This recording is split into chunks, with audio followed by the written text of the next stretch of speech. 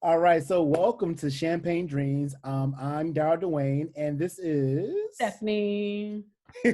ultimately, if you watched episode one, you know that this is a light show. This is a show where we highlight some of the cool things that are happening in popular pop Yeah. culture.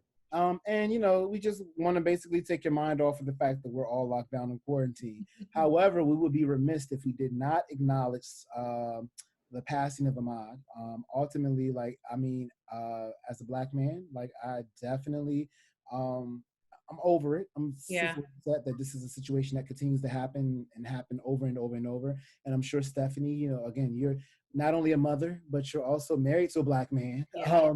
And I'm so over it. Like the hashtags, and I mean, this could have been anybody's, husband, brother, friend, um, anything. And so it's so disgusting, and like it just makes me sick. And definitely send condolences to his family and his friends. And like Darryl said, it's a light show, so we don't want to harbor too much on that, but just had to pay those respects for sure. And just happened down in Georgia, which is not surprising. Georgia's doing a lot of interesting things right now, including let's not talk about Georgia. Like I'm low key, like Miss opening Biden, up. I respect you. Like, are they really like? I mean, the Yeah, governor. like nail salons, hair salons, I think restaurants. I mean, I'm like, I want to get my hair done so bad.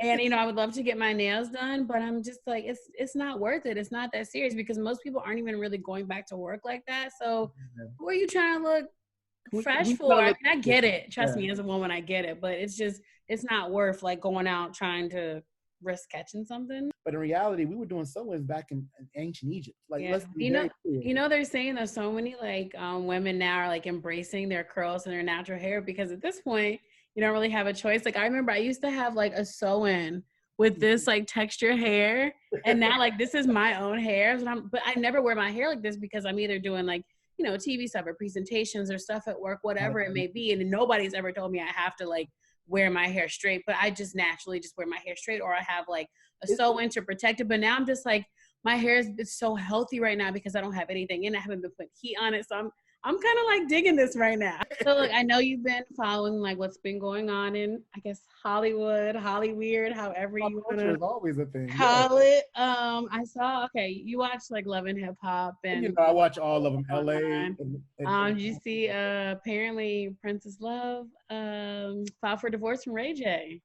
Like apparently a couple months ago before she had her baby, he got caught up in Vegas, like with some No, I saw that on the show. strippers and all that. And yeah, that was on the show. And then Yeah. apparently she just filed for divorce this week. I'm a little sad. I'm a little sad because I love. So it's one of those things where I love seeing them together because again, a beautiful couple of color together doing big things. I think reality TV can sometimes be the detriment of a relationship. Like a reality TV. Reality TV. Like I mean, you're happily married, and I love brother-in-law, so I would fall to pieces if something went left. But would you be open to like have do reality TV? You know what? It's so funny. We actually talked about that. The only time I would do reality TV is if it were about our business. But it's so weird because we're business owners together, and then we're married. I would do reality. I would produce reality TV, but like something where like chicks ain't fighting and acting a fool. Like it's more, like a conductor, a little legit. I mean, like not to say the other ones aren't legit. I mean, there's some amazing women on those shows. I'm not a fan of like flipping tables and popping off every second. Like we 30, 40, 50 years old. Like, why are you still doing that? But to answer your question, as a married couple, no, I would never get on a reality TV show. I feel like, truth be told, like social media, how we digest it, how we digest reality is so different than how they're digesting it now, and they don't realize you got to keep a little piece of that to yourself. You got to. But you know what? Did I ever tell you? I think you were around when I was on Basketball Wives LA. Get out! I know you were. Did you know I that? do. Do you remember that? I was around. Yes. VH1. Yes, I remember. Yes. See, speaking of how I ended up on it was so crazy. Yeah. So I was out in LA. This is me and Darryl were working for a magazine that we helped start. Nice. And I went to. This is when like Matt Barnes was still married to Gloria, and they had this I remember cancer event. And so I went and it was like this beautiful like mansion in Hollywood. Oh my God, it was amazing. So I get there and I had like a video guy with me and I had a two audio people with me, and our name wasn't on the red carpet. Like, you know, you have your when you do outlet name. And so they're like, oh, you can go down to the end. So it was like an L shape. So it was like started here and the end was here. Usually if you've never been to a red carpet, by the time the celebrities get like halfway through, if you're at the end, they're tired, they're ready to go into the party, whatever. So I didn't see my name. So what happened was I went to the very front. So it was VH1, and it was like a little bit of space right here, and then it was like CNN, a couple other like NBA TV, a couple other major outlets. So I got right here next to VH1, and so the VH1 person never showed up because it's a VH1 show. Like they had probably already done their interviews. So the celebrities start coming, and I get the first interview with every single celebrity that's there. Like not knowing, you know, I was like, yo, I just placed myself in position. Like who's gonna check me, boo? ask me? Yeah, exactly. Check me, Who's boo? gonna ask? And but the key was I acted like I was supposed to be right there. And so long story short, maybe like a month later, I'm watching the show, and here I am. They're showing me asking Jackie Christie the questions on the show, and everybody's like, "Yo, I just seen you on Basketball Wives." But it's so funny because technically I wasn't supposed to be there, like in that position, but because I just like, you know, I was like, yo, why not make the most of this opportunity? I'm not going to wait at the end. I'm going to like make my own opportunity. Bam, I ended up on Basketball Wives LA. So yes, I would do a reality show because I've already done it. I think it's really, really cool how that panned out. Speaking of reality, did I tell you that a reality show slid into my email? This was, okay, I didn't sign on, so I guess I'm at liberties to say, because I was like, So like basically the reality show wanted me to do a online, not online, but a quarantine dating show. Okay. So at first thought I was like, oh snap, like this would be good for the brand. And you know, I knew we were working on this project. So I was like, heck yeah, I'll do a reality dating show. But then I thought about it. And so I'm a Scorpio. That's mistake one. So like I'm super private as is, right? Like you know, but I don't want you to know all the inner workings of my personal life. So I say all that to say, like, ultimately I was like, ugh. I don't know if that's going to fare well, because if this show gets messy, which most reality TV shows do, it can really affect like your real life. Yes, I was like, nah, I had to like that. I had to decline. But did you want to do it though? So you wanted to do it. The ratchet part of me was like, do it. But then I was like, okay, I always got to operate in wisdom. And that's something that I think we should definitely always impart to our viewers. Like, it may feel good in that moment, right? That video moment where you're video chatting or Snapchatting the whole situation. But not everything deserves to be on Snapchat. Not everything deserves to be for public consumption. Yeah. But I think that's been like the underlying theme for most of tonight. No, I feel you, because like, so I produce a lot of things, and I feel like as a producer, you kind of get to control the narrative of how stuff goes. And see, something like that, I feel like if I can't have any say in creative control and direction of what my character or role is supposed to be, I think it's a little too risky. Like for real, like for a brand. Absolutely. I understand what you're saying. And people doing all this like wild stuff on Instagram and social media, not realizing like, yo, your job is probably watching you or whatever. And y'all can say you don't care until you get that call and saying, Darryl, you know, exactly, it's been great having you around, but we're gonna have to let you go because you're a public facing figure for your organization. Like you can't be out here acting a fool. Dealing with a lot of different artists, you know, what may work for them, I know that what I have long-term wise or what I want to pursue long-term wise may not be the most lucrative decision for me to make in that moment. Right. Even though it might be a one and done right in this second, right? I don't know how that might bubble up 20 years, 30 years from now. I know some friends, and I'm not gonna call any of my homeboys out, but I know some friends that still have news from, you know, their old ex-college girlfriends. Yeah, that is like a biggest fear of mine. Like, but they're never going to share that. They're I'm putting the black on blast. I'm never. they're in situations now where they're, you know, it's not going to behoove them to ever leak those that, and or it's, you know, it's no point. Like, what's the point, right? And I respect this woman too much, and in some cases still revere that woman. So, and and I'm married to this woman, so like, you know, I'm never going to ever do that, right? Right. So yeah, so you gotta. I had that conversation with my husband. I was like, yo, if like we make it and somebody happens to like, you Yeah, know, because that if you ever matters. like, would you be mad? He was like, like I knew you were with other people before me and like we're married. And So this is why brother-in-law clearly is I elite. won. It's cool.